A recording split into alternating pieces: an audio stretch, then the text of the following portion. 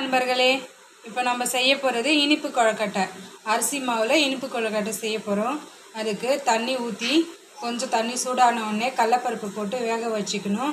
பட்டை ஏலக்காய் போட்டுக்கணும். அதுக்கு அடுத்தது பாருங்கள், சுக்கும் சோம்பு போட்டு கொதிக்க வச்சுட்டு அடுத்தது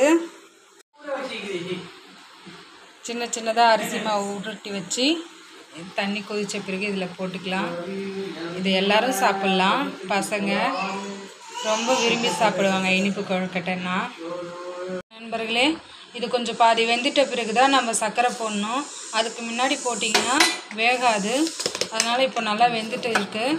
இப்போ நம்ம சர்க்கரை போடலாம். இதாங்க,